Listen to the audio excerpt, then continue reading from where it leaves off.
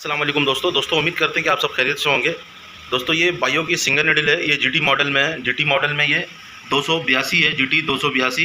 और दोस्तों ये जैक हो, जोकी हो, ब्रादर हो, जीएमसी हो, डूमा हो, ये सब का अंदर से जो बनावट है और पुर्जा वगैरह है ये सारा एक ही लगा हुआ होता है, सिर्फ ऊपर से बनावट का फ़र्क होता है।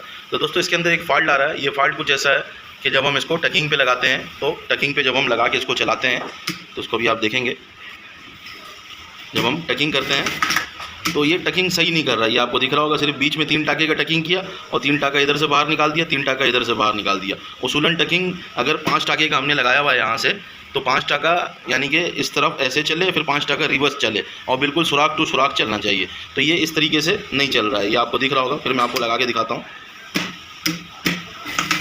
ये इस तरीके से नहीं चल रहा है। तो ये हम सेट करके आज आपको दिखाएंगे। तो दोस्तों अगर मेरी वीडियो को स्किप नहीं करेंगे, फुल वीडियो देखेंगे, तो इंशाल्लाह आप लोगों को समझ में आ जाएगा कि इसको किस तरीके से सेट किया जाता है।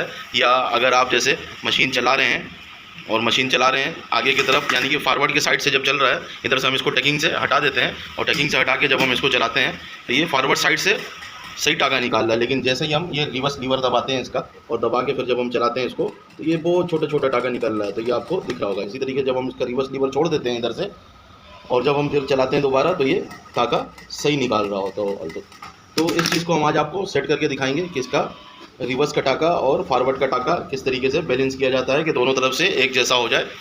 तो दोस्तों अगर आप में से कोई भाई नया है मेरे चैनल के ऊपर, तो मेरे चैनल को लाजमी सब्सक्राइब करें ताकि मैं ऐसी कोई भी टेक्निकल वीडियो बनाऊं उसका नोटिफिकेशन आपको सबसे पहले मिल जाए।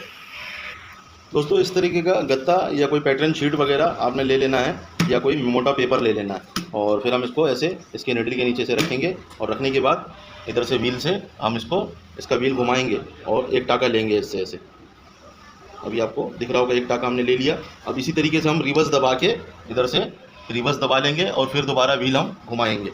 जब हम दोबारा व्हील घुमाएंगे ऐसे, तो जो सुराख हमारा पीछे किया है वो दोबारा उसी के अंदर निडल जाना चाहिए। तो ये आपको दिख रहा होगा। अभी ये बीच में भी एक टाका मार दे रहा है। जब मैं रिवर्स दबा रहा हूँ और रिवर्स दबा के इधर से घुमा रहा हूँ व्हील को, तो ये बीच में भी एक टाका मार दे रहा है। तो इसको मैं बाहर निकाल के दिखाता हूँ आपको। ये सुराख जो है ये अभी सही नहीं बन रहा है, यानी कि पहला जो हमारा सुराख था, पहला सुराख से यहाँ तक का हमारा एक टाका आ गया फॉरवर्ड साइड से। जब हमने रिवर्स दबा के फिर दोबारा एक टाका लिया तो ये इतना छोटा टाका मार रहा है। तो इसको हम बैलेंस करेंगे इसको, यानी कि जब हम फॉरवर्ड साइड से यहाँ आ रहा है तो रिवर्स जब दबा के हम व्हील घुमाएंगे तो यहाँ से इस सुराख के अंदर जाना चाहिए। तो हमारा ये फीड बार बैलेंस हो जाएगा। जो फीड बार असेंबली है सारा ये बैलेंस हो जाएगा। तो फिर हम रिवर्स दबाएंगे तो ये सही काम करेगा। दोस्तों इसका ये बैक कवर का हमने सारा स्क्रू निकाल लेना है और बैक कवर को खोल लेना है। बैक कवर को खोल लेंगे फिर आपको मैं बताता हूँ कि किस तरीके से इसका फीड बार का हम बैलेंस करेंगे कि रिवर्स में और फॉरवर्ड में दोनों तरफ से एक जैसा हो जाए। तो ये कवर खोल लेता हूँ फिर आपसे मिलते हैं। दोस्तों इसका मैंने सारा स्क्रू निकाल लिया है, ये एक स्क्रू में से फंसा हुआ है तो ये भी निकाल लेते हैं और फिर इसका कवर को हम हटा लेते हैं यहाँ से। दोस्तों ये बोट उठाने का इसके अंदर एक सोलोनाइट भी लगा हुआ है। तो इसका हमारा यहाँ पे ये फीड बैलेंस यानी कि फीड बार बैलेंस ये हमारा गुटका लगा हुआ है। इसको हमने चेक कर लेना कि इसके ऊपर जो ये 2 स्क्रू आपको दिख रहा है कि और ये लूज़ तो नहीं है। ये लूज़ होने के वजह कर ये फॉल्ट आता है। तो ये हमने यहाँ से देख लेना है। दोस्तों ये बिल्कुल लूज़ पड़ा हुआ है। और दूसरा स्क्रू भी इसका हम देख लेते हैं। तो ये दूसरा स्क्रू भी इसका बिल्कुल लूज़ पड़ा हुआ है। ये अगर लूज़ हो जाता है तो हमारा जो ये पिन लगा हुआ है ये पिन अपनी मर्ज़ी का हो जाता है, अपनी मर्ज़ी से घूमने लगता है, कहीं पे भी घूमने लगता है। तो इसकी हम सेटिंग कर लेंगे।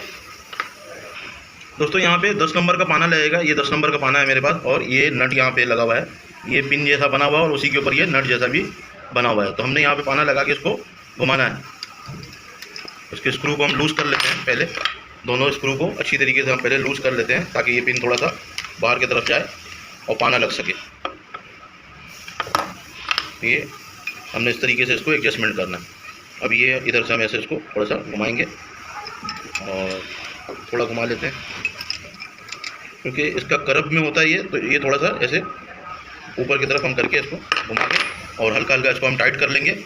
और ये होता ये है कि जो हमारा रिवर्स झूला लगा हुआ है ये पट्टी उसी के साथ कनेक्ट है। ये वाला जो पट्टी है ये नीचे जाके रिवर्स झूला के साथ कनेक्ट हुआ हुआ है। तो हम रिवर्स झूला को बैलेंस कर रहे हैं दोनों तरफ से। तो यहाँ से ये पिन के अंदर केम जैसा नट बना हुआ है। तो ये रिवर्स झूला को ऐसे यानी कि ऐसे और ऐसे कर रहा है नीचे से। दोस्तों इस स्क्रू को हम हल्का हल्का टाइट कर लेंगे और टाइट करने के बाद फिर हम गत्ता रख के वैसे ही चेक कर लेंगे। तो दोस्तों गत्ता ये मैंने वैसे ही लगाना है दोबारा, और लगाने के बाद इधर से हम व्हील से इसको एक टाका लेंगे। ये एक टाका मैंने लिया। अब हम यहीं पे रिवर्स दबा के यहाँ से ऐसे रिवर्स दबा के फिर हम व्हील को एक टाका रिवर्स में लेंगे। तो गोया हम ये चेक करेंगे कि रिवर्स में दोबारा अपने सुराख पे वापस जा रहा नहीं जा रहा। तो ये आपको दिख रहा होगा, ये अपने सुराख पे चला गया है। अब हम फिर दोबारा इधर से रिवर्स पे छोड़ के और फिर एक टाका लेंगे। तो इसी जगह पे ही हमारी सेटिंग हो जाएगी।